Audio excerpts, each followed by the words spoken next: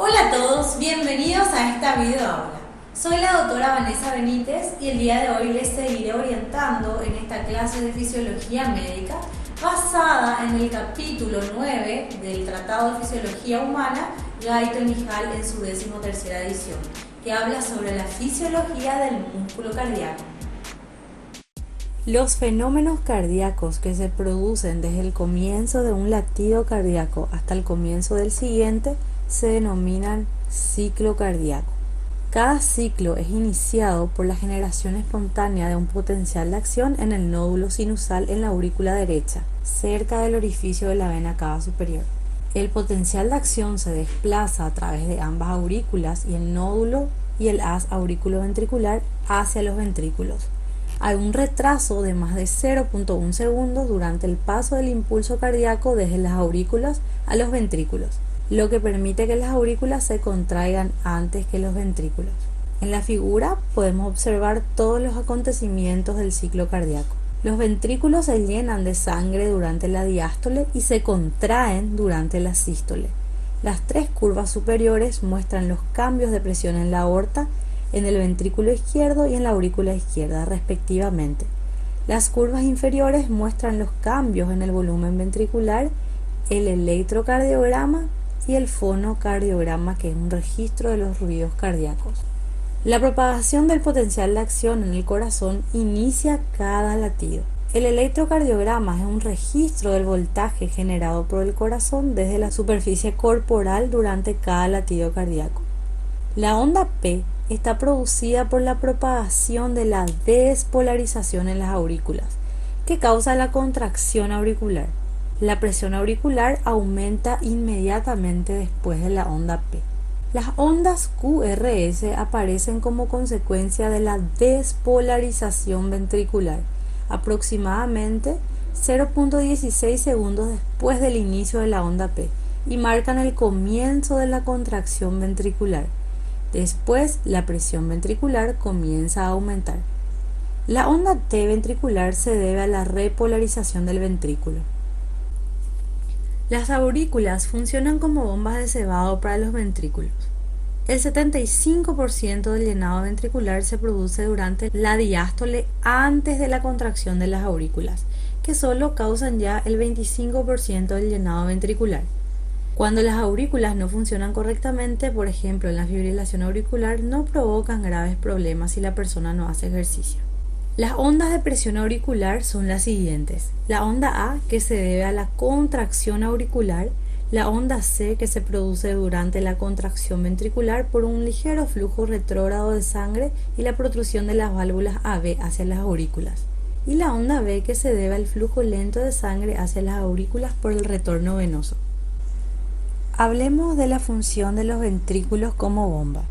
Para que efectivamente los ventrículos puedan expulsar la sangre hacia la circulación sistémica, deben cargarse con sangre durante la diástole. La diástole es el periodo de relajación del ventrículo.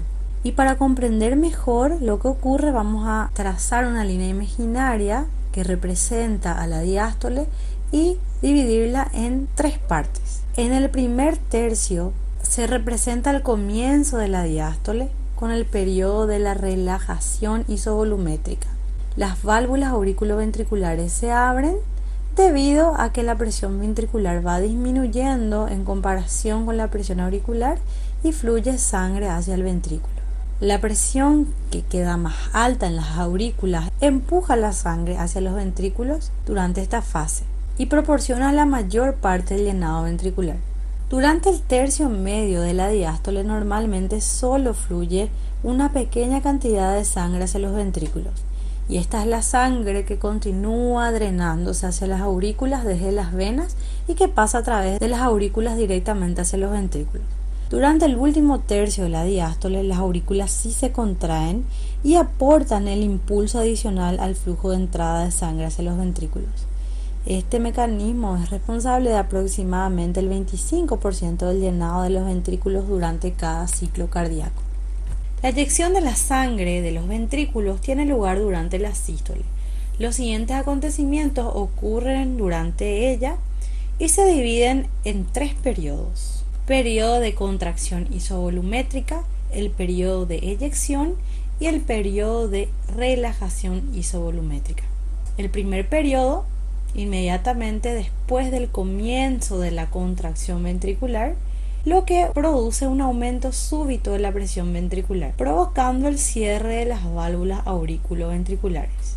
Se lo llama periodo de contracción isovolumétrica porque se produce el aumento de la tensión en las paredes del músculo cardíaco, pero no un acortamiento de las fibras musculares.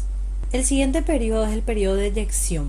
Cuando la presión ventricular izquierda ya aumenta una presión considerable, ligeramente por encima de 80 milímetros de mercurio, hacia la izquierda, superando la presión dentro de la aorta, y hacia la derecha una presión de aproximadamente 8 milímetros de mercurio. Las presiones ventriculares consiguen abrir las válvulas semilunares y comienza a salir sangre de los ventrículos.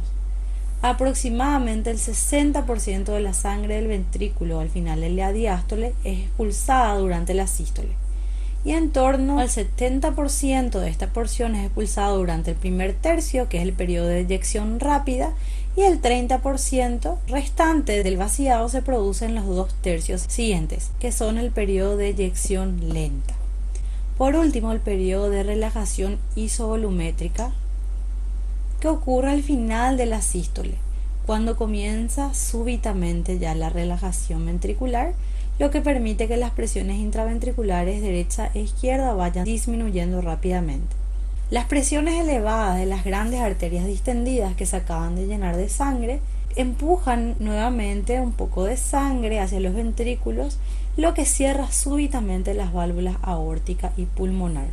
Durante este periodo el músculo cardíaco sigue relajándose, pero sin modificar el volumen ventricular, por eso isovolumétrica. Se disminuyen las presiones intraventriculares rápidamente, regresando a sus valores diastólicos. Después se abren las válvulas auriculoventriculares para comenzar nuevamente un ciclo de bombeo ventricular. Es muy importante tener los conceptos de los volúmenes telediastólico, telesistólico y volumen sistólico.